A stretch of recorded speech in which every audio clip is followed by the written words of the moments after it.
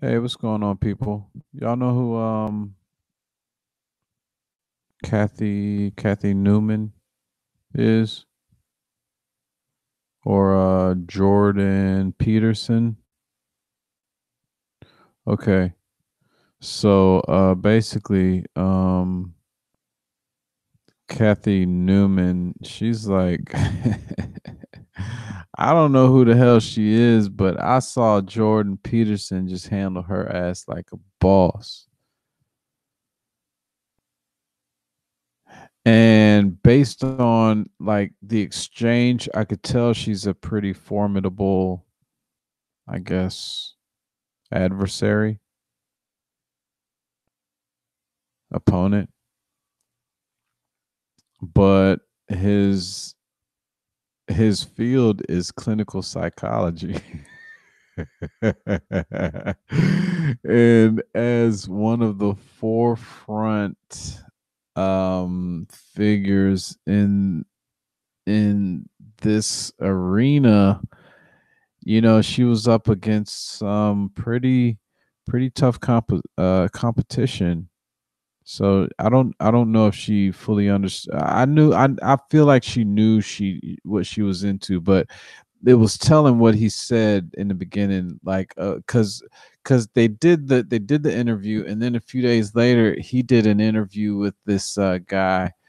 It was a good interview because they got into talking about it a little bit, and I'm gonna go into one of the Carl Jung references he mentioned that he said was pretty indicative of how this interview went.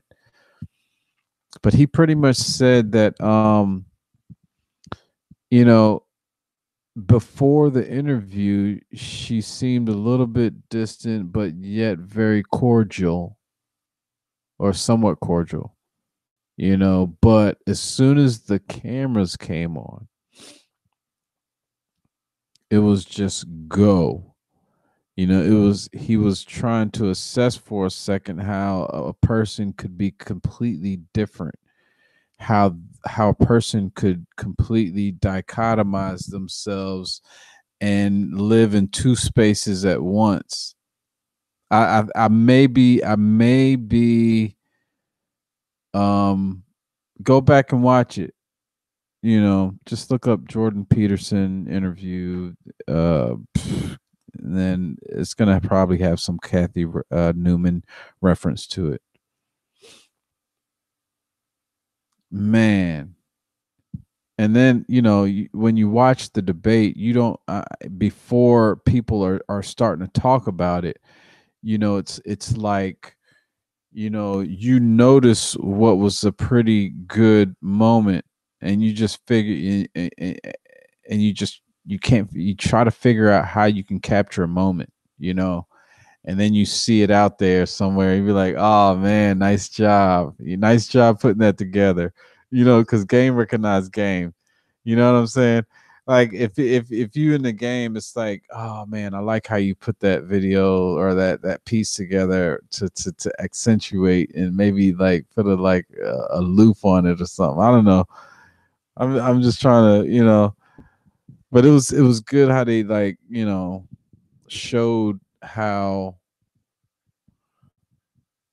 the game isn't really fair when you start talking about these things in that arena, because they have an agenda and they're good.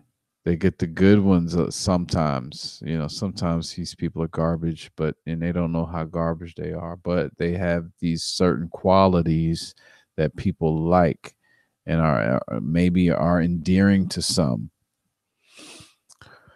But one thing that there was one exchange, and I think I may have it queued up. I may have it queued up. I hope I have it queued up because it was a really good exchange. It was a really good exchange. It had he made reference to Carl Jung and his teaching on the Animus, pro, the Animus something. Hold on, let me look this up here. Sorry about that. There we go. Yeah. Yeah, there we go. I got you, dog. Oops. Okay, I'm going to do a screen share. I apologize to this young gentleman. He did a great job. I mean, it was a 2-hour interview, number one. And he's sitting here with this guy who's just, this great thinker. And I just have to say that this young gentleman at this school did an excellent job in interviewing this dude. And he knew the material. So I'm guessing he might have been a student teacher or something like that. He might have been like some kind of graduate assistant. He just looks young. Is this gonna work? Screen share. Come on, screen share. Come on, screen share. Come on, screen share. Is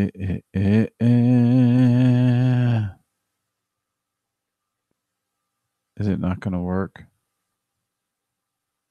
All right, well, I'm just gonna play it. You can hear it, regardless of what the screen share wants to do. Psychology. If you want to understand what Carl Jung meant by animus possession, which is a very difficult concept, then that interview was a textbook case of having a discussion with someone who is animus possessed. And I can't explain what that means because it's very complicated, but hey, I looked it up. It has something. All right, anima. See, I took Latin in high school. Anima possessed would be, let's say anima is female, okay, but in this situation it's associated to the male, okay? So animus possessed is associated with a female, okay? I don't think he wanted to really go into all that, but that is part of the basis of the anima possessed and the animus possessed. And it's a really good point, but I think the audience I think the audience may have like looked at it funny. So I'm going to like take it back just a touch, not too far. Come on, D Train. Read Jung and you read about animus possession and you need a demonstration of it so that that you get a sense of what it means, then that interview is exactly indicative of that. And I would say, as advice to people, maybe it's more like education. With anyone who is animus possessed, their goal is to engage you in the argument. If you engage in the argument on the terms they've defined, you lose. It doesn't matter whether you win or lose. Yeah. You lose as soon as you engage in the argument. And so what I did in the interview was just not engage in the argument. Yeah. So I wouldn't say I did that with 100% perfection. Yeah. One of my friends, a very smart guy, there was the scene, let's say, where she was taken aback. I said, "Ha, gotcha."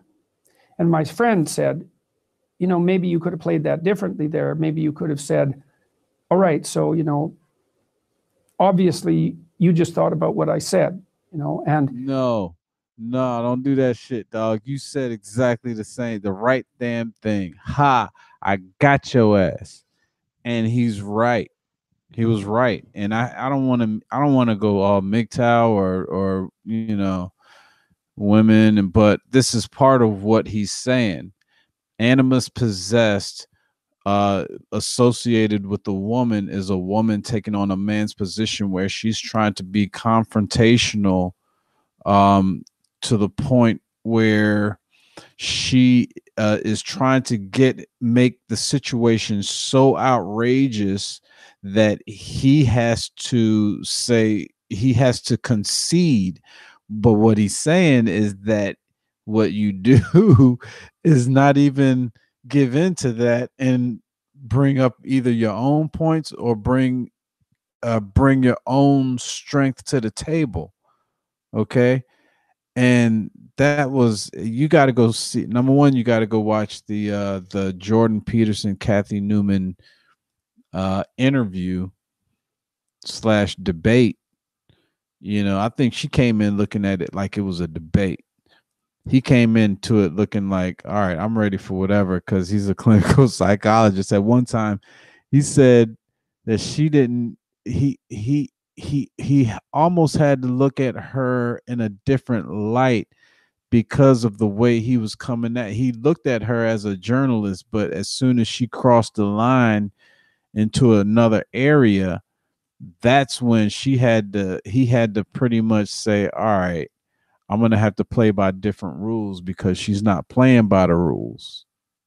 And I wish I could get my screen share, but um what's the name of this video? Jordan Peterson analyzes Cathy Newman. Okay, so the guy, the interviewer looks Indian ish. He's got a jacket, like a blue blazer with a white dress shirt, unbuttoned, no tie, um, with a little coffee cup off to the side. Just looks like an Indian dude. Go check it out. It's a good video. Just to see how um sometimes it's good to break down other people's game. I saw Milo do it, and it was good to see other people recognize game the way you recognize game, and they got game. You know what I'm saying? You know what I'm saying? When the good gamers got who got game, recognize the same game that you recognize, it's almost like, um you know what I'm saying? It's almost like it said, okay, so they saw the same thing I saw. All right. And you may have something also that they didn't see, or may have a different slant on the interpretation, you know. So, yeah, go check both of those out. This is going to be a short video. Thank y'all for tuning in. It's D Train. Some more bunk. Just thought up. It's late. I got to get up soon and take them kids to school. So I'll see y'all next time. Thanks. Bye.